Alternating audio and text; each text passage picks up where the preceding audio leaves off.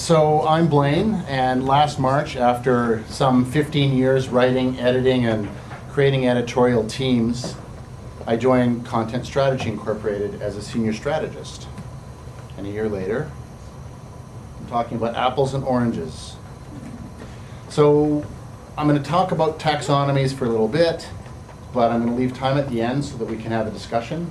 If you've got questions about what I'm going to talk about, if you've got having to adjust, you're constantly having to change.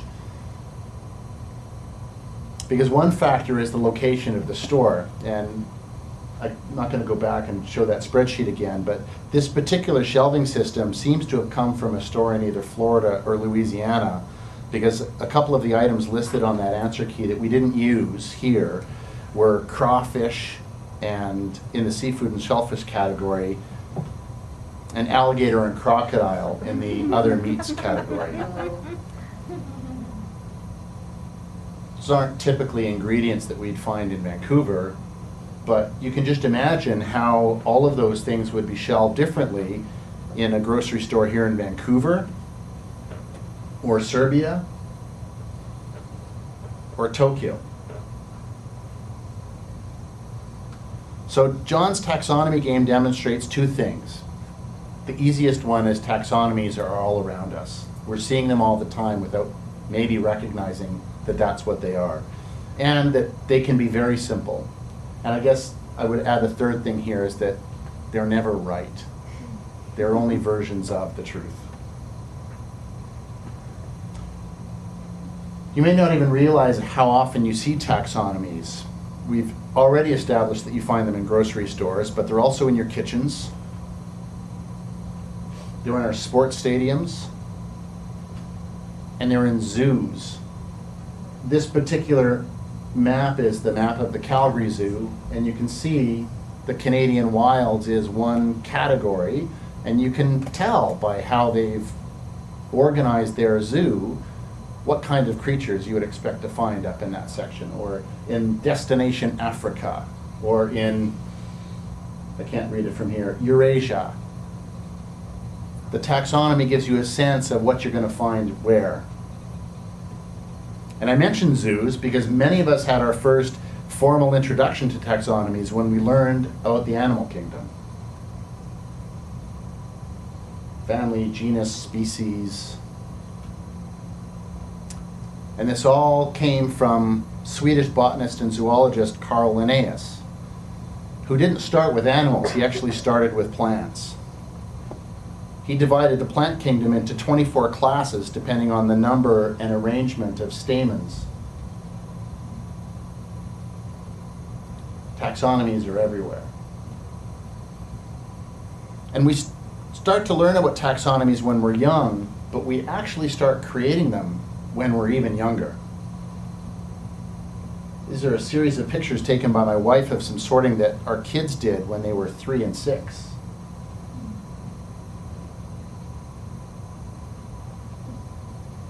Just simple groupings based on color, but this is a taxonomy. And you can see how the kids handled some of the outliers, like there's that cement truck there that is both green and orange. And so it goes in between the orange pile and the green pile. And like so many families, we've got collections of rocks that the kids have picked up from one place or another, and they get sorted too.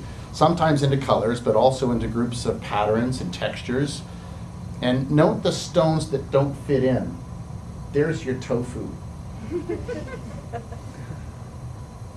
And taxonomies will always have those terms that don't really fit in. And there are ways that you can deal with those. But the general sense is that taxonomies are fundamental to how we think about and how we make sense of the world around us. And it's easy to appreciate why kids do this kind of sorting, because their brains are just figuring out patterns. They're figuring out how to process colors and learn order. And that's why they gravitate to taxonomies.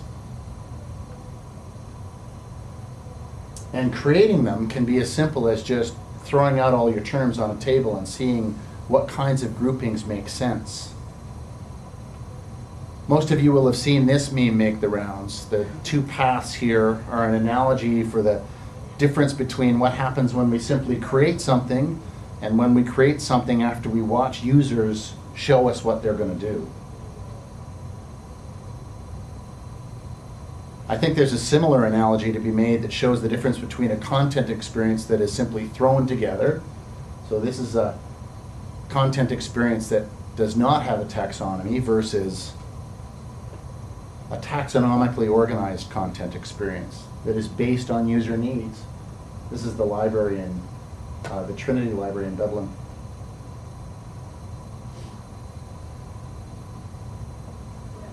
And so if we're basing all this on the user, then the question that all taxonomy should start with is, who is that user? Who makes up the audience? Is it new parents? Is it female CEOs? Maybe it's kids or robots or people learning how to cook. It could be nudists or cyclists or nude cyclists. And you determine your audience, your user, in the same way that you would do it for any other content practice. You do it with research. You conduct focus groups, surveys, even one-on-one interviews, because knowing your audience is a key starting point for many things that optimize your content experience. You can just add taxonomy to that list. And once you've identified that audience, the next step is to get insights into their needs. You can look at search and call logs. You can talk to your customer service reps, find out what terms people are using when they call in and ask for things.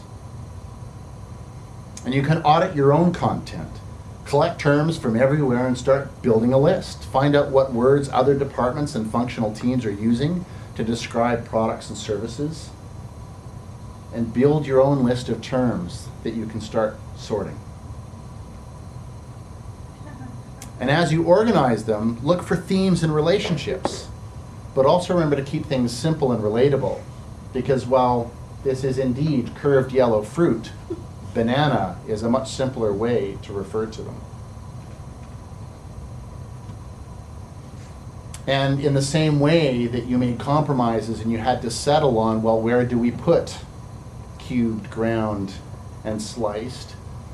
When you're building your taxonomy, you're also going to be making compromises. You're going to have to settle on preferred terms.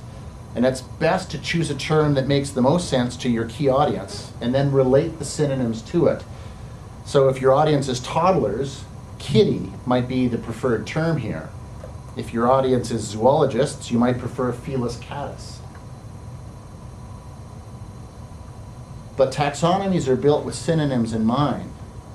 And so all of these terms could be used, and they all point to the same preferred term.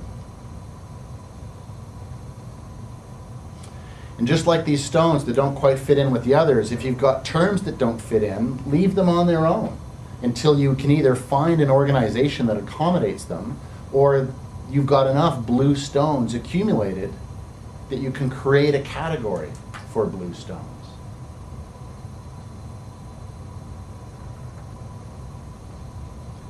So I know what you're thinking. Taxonomy is all about terms. Well, we've got tags on all of our blog posts, so we must have a taxonomy. Not so fast. Because tags are not taxonomy. This is a Pinterest board. We were trying to figure out how to get a boy and a girl sharing a room to coexist maybe better than they currently are. And so I did a search on, what is the search? Boy-girl bedroom sharing, I think, on Pinterest. And I got all these excellent ideas. But the tags in Pinterest are user-generated, so there's no limit to the number of tags that a particular item can have.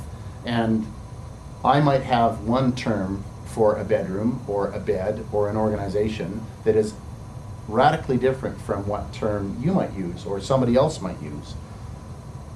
So because these terms won't necessarily correspond, you can't use, the tags themselves aren't taxonomy. So you can use your taxonomic terms as tags, but tags themselves are not the taxonomy.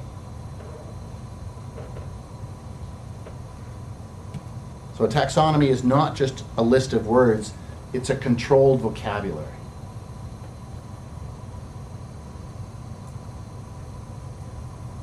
So I know another thing that you're thinking, where does metadata fit in? Well, metadata is information about information. It's data about the content. It's the date something was published, or the author of the content, or the number of characters in the headline. Or if it's a photo, it could be the GIS coordinates where the image was captured. Metadata describes the content. Taxonomy organizes the content. So again, taxonomical terms should be stored as metadata, but metadata isn't itself taxonomy.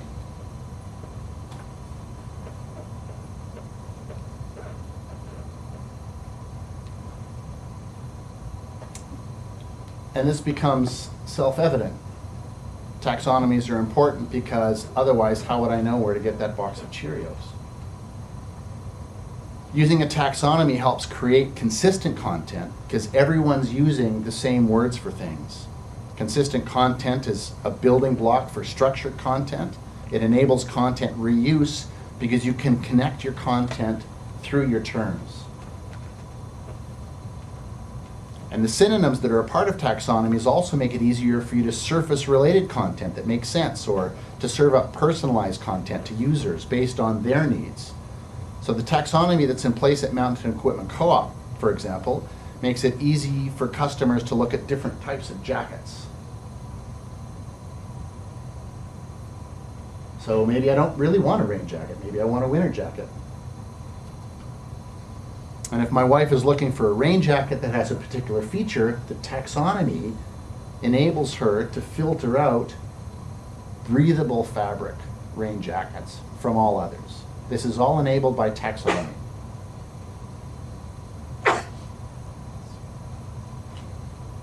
Implementing a taxonomy will improve the search functionality of your site. It makes it easier for users to search for the content they are looking for. And it also leads to a better information architecture, making it easier for users to navigate to the content they're looking for. But there are some things to keep in mind when you're building and implementing your taxonomy. And one we've already talked a bit about, and that's context. So you could absolutely have Mexican items, Chinese items, and crackers in the same aisle. Maybe you don't want to have your sign serve those terms up in quite this way. And I'm sure that when this grocery store decided to use their cooler to start selling wine, they intended to get around to change that sign. And just hadn't, I suppose, there are days when maybe that's exactly the right suggestion, right? You also need to consider the context of the term itself. So depending on who you are and how you think about the simple light switch, this particular switch can be described as being on, closed, or up.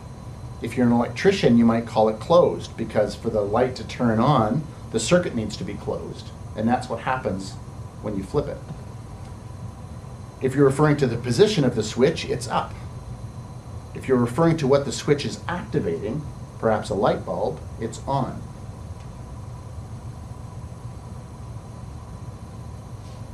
Some terms can be both categories and proper nouns. This is a garage. So is this.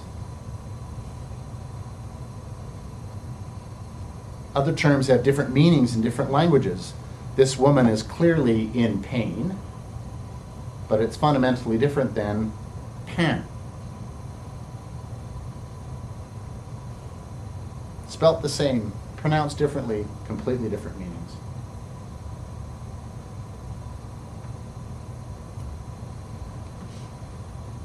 So you can get started building a taxonomy tomorrow. You're not going to implement a full-blown taxonomy tomorrow, but here's how you start preparing for one. Start building that list. Start gathering those common terms. When you're sitting beside people from other departments and you're waiting for that meeting to start, ask them what terms they use for the company's various products and services. Start surfacing those synonyms. Build a spreadsheet with the terms and synonyms. You can use this spreadsheet then to start sorting. That structure can help inform the development of information architectures. It can also serve keyword use for messaging and content marketing efforts. And don't wait until the taxonomy is done to implement it, because it will never be done. You will always have a tofu or a blue stone that's waiting for other terms to come up. As companies add products and services, you will have more blue stones enter your lexicon. And so if you wait until it's done, you will never implement, because it will never be done. The best way to think about a taxonomy is that it's never perfect, and it's always getting better with time. So start small and see what works.